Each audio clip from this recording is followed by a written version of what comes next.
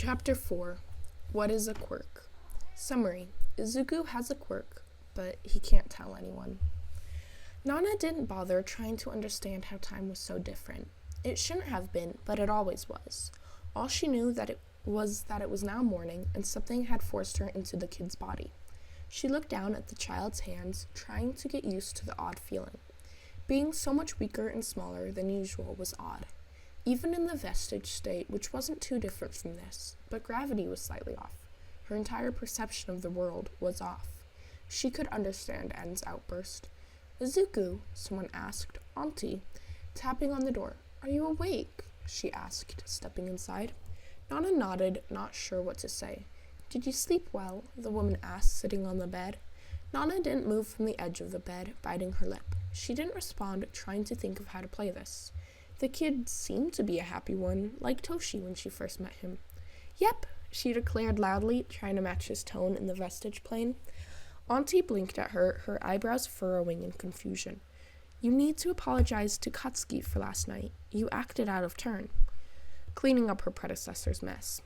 That was something she should be used to by now. She just nodded, not confident enough to keep his tone. She had to figure out as much as she could. If his mother really was that groupie that Toshi chased around like a lost puppy all those years ago. The woman stood up with a groan, and Nana was immediately grateful for her young body. She didn't have to deal with her older and damaged joints from years of being a hero. "Okay then, I'm glad to see you are feeling better," the woman said. Nana let the woman take her hand, leading her out of the extremely nice room. Like, next level nice. This was the life Nana had always hoped her kids could have. "He's waiting in the spare room," she said, leading Nana down some passages. Nana nodded, doing her best not to stumble as she walked. Auntie pushed open the door to the guest room, and Nana had to stop herself from whistling. It was rich, to say the least. These people had money, most definitely. "Katsuki," the woman asked, leading Nana to the chairs set up in a corner. Izuku was ready to apologize. The blonde boy she had seen the night before in En's vision showed up, scoffing. "Don't need it," he said, crossing his arms across his chest. Nana ignored the rude attitude, taking her hand from the woman. "I apologize for how I acted last night. It was unacceptable." She bowed deeply, her hands folded down as she looked at the floor. She stood back up to the two blondes giving her strange looks. What had she done wrong? She had made a sincere apology for how En had acted in Izuku's body the previous night. "Are you sure you got enough sleep?"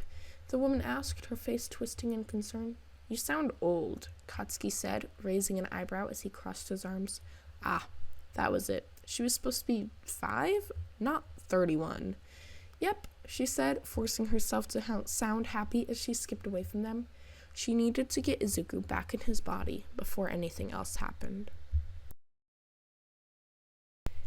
9th, you need to return to your body, Yoichi tried to say to the boy who sat still on his lap, watching the scene around them. In a way, the fact that they could see 360 degrees around the current user was part of what worked with danger sense, what enhanced it, though Nana seemed very, very lost as she ate breakfast with the blonde boy's family. "That's Kachan," the kid said, pointing at the view, "and Auntie and Uncle." He pointed at each member of the family in turn, his brows furrowing. Yoichi nodded, adjusting his hands on the table. "Yes, that is you. We need you to go back." The kid shook his head quickly, crossing his arms. "I don't wanna. Everyone is sad." He looked around at them all, searching for something. "Being sad is okay," Kudo said softly, touching Izuku's hand. "Sometimes you have to be sad." The kid shook his head, scrambling out and under the table to return to his mat. "You'll need to go back eventually," Daigoro said, turning to look at the boy. "Why?" Izuku asked, looking over at them. His gaze flickered back and forth from the holder's view and them, not as used to tuning it out as they all were. "Why what?" Daigoro asked. Izuku blinked, standing still on his mat. "I don't have to. You can." He said it with such assurance that Daigoro could almost believe it. "It's your body, not," Bruce said simply, "not ours." "Who are you?" Izuku asked finally, staring at them all. He went down the table, pointing at each one in turn. "He's sick, you're scary, you're tired, he's cute, he's mean, and you're fun." Daigoro had to fight to not laugh out loud at En's expression at being called mean, throwing his hands up. Boo, Hikage said, and Yoichi slapped his hand gently at the joke. Bruce's face just got more tired. My name is First. We all possess a similar quirk to you, Yoichi explained, since none of them knew how to. He was the first. The kid's eyes widened as he jumped up and down excitedly. I have a quirk, like Kachan and Mama, he asked hurriedly, his grin growing by the second. Even Yoichi seemed at a sudden loss for words, looking down at his hands to think. Their quirk was not the child's. He possessed none of the quirks of One for All, and no one had any connection to a new quirk. Not even Yoichi. In a way, En said softly. Daigoro raised an eyebrow with a softer tone of the usual brazen man. But it's a secret. He held a finger to his lips, and Daigoro had a feeling being called mean had hurt his feelings. The kid rocked back onto his heels, like when Dad made me eat his hair. Yoichi looked over at the eight's flickering form, nodding slowly. Exactly like that. 2 secrets. Can I tell Mama? I can be a hero with a quirk. Daigoro looked away from the smiling kid with so many hopes in his face. Being a pro was hard, and no one felt it more than the first 3. None a pro, but all heroes. And this kid did not know how much it would cost him. How much this quirk would cost him. Did your dad let you tell her? Hikage spoke up when no one else did. The kid thought for a second before shaking his head quickly.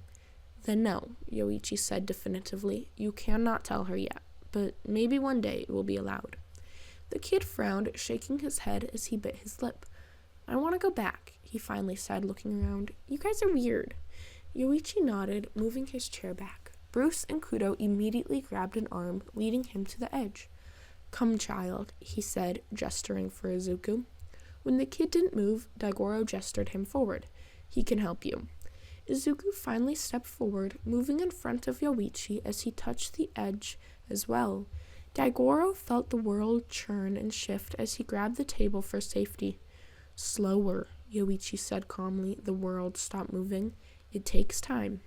Daigoro was very glad they couldn't actually eat here, because his stomach turned into knots as the world spun faster, and cursing loudly. I want to go home, Izuku said, the world spinning faster and faster. Slower, Yoichi practically yelled, his voice breaking. The world didn't stop, through rifts forming throughout. Greenish swirls of light that did nothing to calm the sickening feeling. The kid screamed, the same pulse of green moving through the room, destroying everything. Nana! He screamed suddenly, the name change surprising. Then there was nothing. For a few moments, Daigoro floated in nothingness. It was so different, so empty that he felt alone, hopeless, scared. Then it all came crashing back. In a sudden bolt of light, he was back in his chair, the coldness of the room making him flinch in shock. Yoichi was doubled over on himself, Bruce and Kudo trying to help him. Hikage had grabbed En, holding him up as he gripped at his head. What just happened? Nana asked, standing in the center of a perfect plane, the only one not affected. Izuku was gone. We must figure this out, Yoichi spoke, coughing midway through. He sounded worse for wear, which was saying something with the old man. He is too powerful here. Nana sighed, nodding as she moved to check on En, who was still grabbing at his head. We need to find my successor. Auntie held him tightly, her nails digging into his skin. Izuku? Izuku! She yelled right into his ear. He giggled, leaning into her warm touch. I have water, Uncle yelled, running into the room. Izuku, drink, Auntie said, taking the water from Uncle, whose hair was a mess. Izuku nodded, grinning as he took the water from her. He went to raise it to his lips, but his hands were numb and it slipped through. Oh, he said, looking down at his lap that was covered in water as Auntie leapt up. Izuku, get up, she said, pulling him up off the soak couch. Are you all right? She asked, holding him tight. He wiggled from her grip, running to the kitchen to get a towel. Uncle tried to grab at him, but he giggled and dodged. He grabbed the towel from the big shelf, running back into the living room to clean up his mess. You need to drink, Auntie said from beside him, but he ignored her, scrubbing up the water. He threw the towel down on the couch, giggling. "Can I play with Kachan now?" he asked, tipping his head to look up at Auntie. She hesitated before nodding, and he laughed, running out of the room for Kachan's massive playroom. "Kachan," he called, skipping into the big room. He loved his home, but it didn't have a slide or a big TV and toys. Kachan tackled him from behind, and he giggled, grappling with the boy on the floor. "Are you normal?" he asked, sitting on top of the still giggling Izuku. Izuku nodded quickly, laughing as he wiggled out from under Kachan. "I have a quirk," he said, as he finally freed himself, grabbing Kachan's hands. "Took you long enough," Kachan yelled, grinning widely. "What is it?" "It's a secret," Izuku giggled before pausing, his eyes going wide. "Oops," he whispered, looking at Kachan. Kachan just stared at him. "Well?" Izuku shook his head and giggled, bouncing up. "I have people in my head," he declared loudly, shaking his head. Kachan stared at him before laughing, tackling him to the floor again. He dodged quickly, running up the ladder that Kachan had. "That's so cool," Kachan yelled, following him up the platform. "Are they smart?" Izuku hummed, clambering on top as he shook his head. "Only one, but they're funny looking. Old people." "Ew," Kachan said, plopping down next to him. "Is that why you were weird?" Izuku nodded, grinning at his friend. "That was them." He paused, rocking back to lay on the floor and look at Kachan. "Sorry he punched you." "It's all right," Kachan said with a shrug. "I'll punch him back." "But that'll hurt me," Izuku whined. Kachan laughed, nodding. "Even better," he said, punching Izuku on the shoulder gently. Izuku giggled, pushing him away as he looked up at the ceiling. "We can be heroes," he said breathlessly, the feeling settling in. Kachan laughed and nodded. "Lord Explosion Murder and Crazy Boy," he yelled, shoving Izuku down the slide. Izuku screamed as he laughed, tumbling out the bottom on the mattress. He dodged out of the way of Kachan as he came down, his hands exploding to give him more momentum. "How many are there?" he asked, grabbing Izuku and pulling him to his feet. 7, 8. One's weird looking, Izuku commented, tipping his head. "I don't know." He shrugged and Kachan laughed. Someone knocked on the door, Uncle peeking his head in. "Izuku, your mama's here to pick you up," he said, looking over the two of them. "You guys okay?" Kachan perked up, nodding. "Izuku got his—" "No!" Izuku screamed, wrapping a hand over Kachan's mouth as he jumped on his back, pushing him to the floor. "Izuku?" Uncle asked, tipping his head. Izuku grinned at him, still sitting on Kachan. "We're coming," he said, and Uncle nodded, shutting the door behind him. Kachan shoved him off, groaning. "Why'd you do that?" "It's a secret," Izuku reminded him, holding a finger to his lips like En had done. "But you told me," Kachan said, tipping his head. Izuku hummed, rocking back on his heels. "You're like my brother. Doesn't count." He nodded, satisfied with the reasoning. Kachan nodded, reaching up a hand, and Izuku took it, throwing him up. "You gonna tell Auntie?" "No," Izuku said, shaking his head. "I don't think they would like that." Kachan huffed but shrugged, intertwining his fingers in Izuku's. "You sure they aren't villains?" he asked, dragging him forward. Izuku giggled, dragging Kachan out to see his mama. He jumped over the couch and tackled her, landing in her lap as she gasped in surprise. "Izuku," she said with a small smile, pulling him into her. He grinned, digging into her warmth. "Missed you, Mama," he muttered, holding her tightly. She laughed slightly, kissing his head as he pushed into her more. "I just saw you yesterday," she said, pushing her from his face. "But I missed you too." Izuku giggled, content to stay in her arms. "Are we staying?" he asked, looking up at her with a wide grin. She nodded slightly, rubbing his hair as she watched him. Her eyes looked red and her cheeks looked darker. "I would like to stay for today. Do you want to go play with Katsuki?" He thought for a moment before shaking his head and pushing into her. "Nope, I'm okay." She kissed his head and he hummed, watching the TV that played as the grown-ups talked. "I am afraid your son is quirkless," the doctor said as he looked around the big office they had been sitting in for a long time. He couldn't quite read the medicine on the shelf, but that didn't stop him from trying. "What?" his mama said softly, taking his hand. He looked up at her, tilting his head as he looked back at the doctor. "I do," he said simply. The doctor shook his head, passing over papers he had on his lap. His mama flipped them open to reveal strange photos of a foot. Your son is missing the quirk joint that is present in almost all cases. It is extremely unlikely he will manifest a quirk since he is over the age of 5 at this moment, the doctor continued. No, his mama whispered, staring at the photo. That can't be right. My quirk might be weak, but his father... She paused, her breath catching as she mentioned him. He had a strong quirk. No, he didn't, Izuku chimed in. He could jump really, really high, he said, smiling at his mama. She must have just forgotten. The doctor sighed, shaking his head. I'm sorry to tell you, but it will not happen. Izuku climbed into Mama's lap, moving the papers out of his way. It's okay, Mama, he said, looking at her and squeezing her cheeks. I can still be a hero. Her eyes clouded over and she smiled her usual look. Her smile was always sad now. Of course, baby. I'll support you no matter what. He grinned, kissing her cheek as she lifted him up and took him out, the papers clutched in her hands. He watched the doctor from over his mom's shoulders as she walked out. He had a slight smile on his face, waving goodbye to Izuku. He could feel his mom's body shaking slightly as she took him out to the car, but he ignored it, nuzzling into her shoulder. He didn't know exactly why he couldn't tell her that he did have a quirk, but the people had made it very clear. They had gotten after him for telling Kacchan, but they couldn't do anything. Do you want some ice cream, baby? She asked, getting him into his car seat. He nodded, securing the straps. Strawberry. She kissed his head again, smiling at him. Of course, baby. Whatever you want. He frowned as she shut the door, a tear running down her cheek. Oh, he had made her cry again, but he couldn't tell her it wasn't true. He did have a quirk. He really could be a hero. He just couldn't tell her.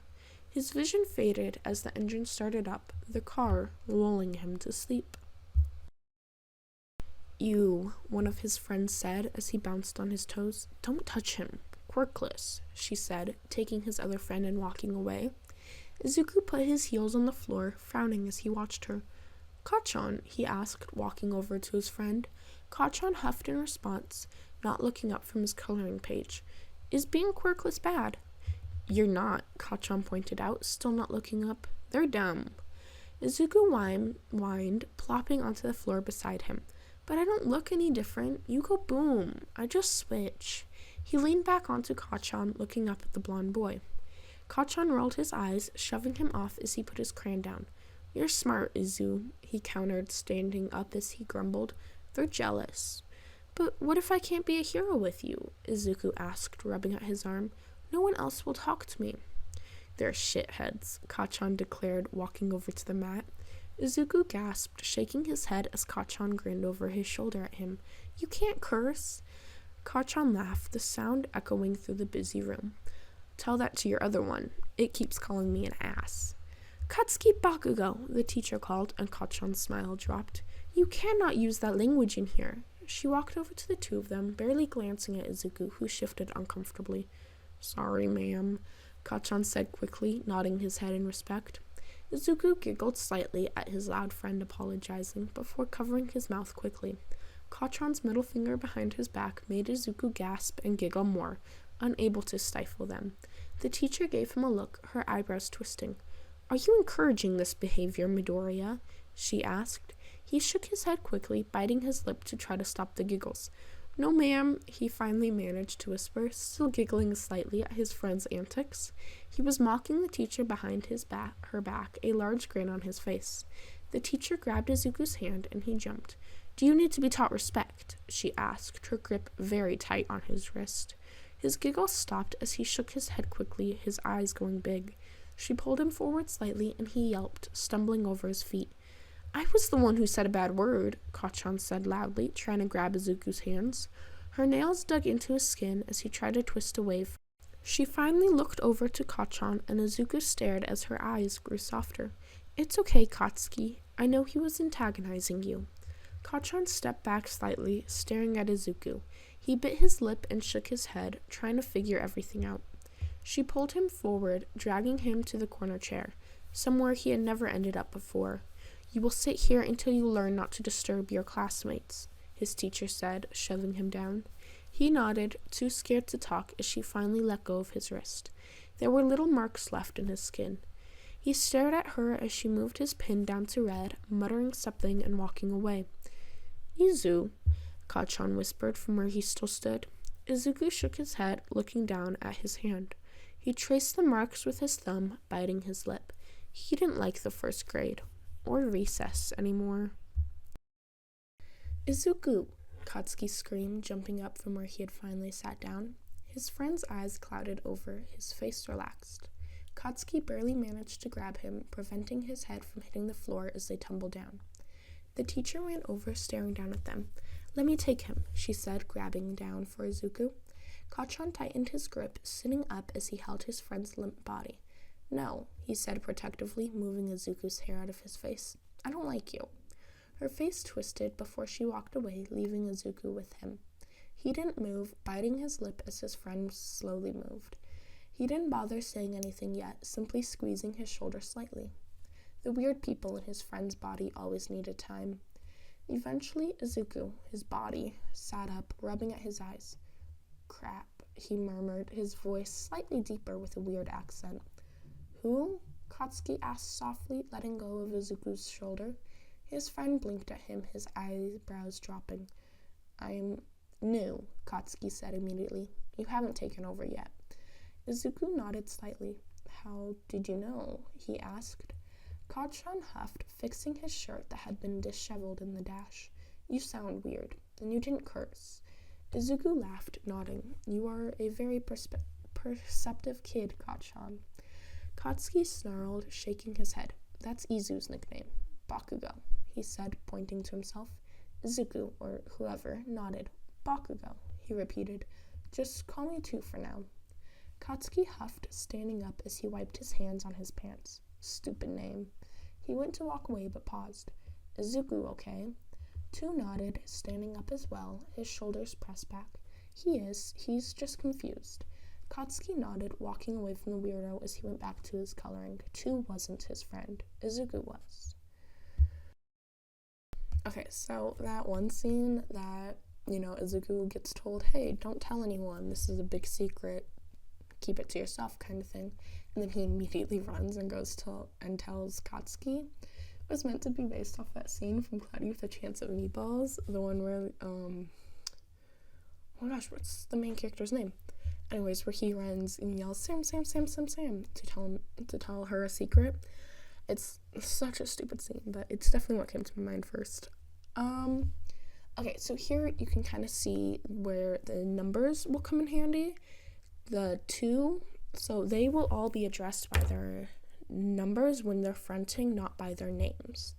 And it comes into reason why in a few chapters, but that's why it's kind of important to know the names. So, 2 right now, the one who just came out and who's new, that is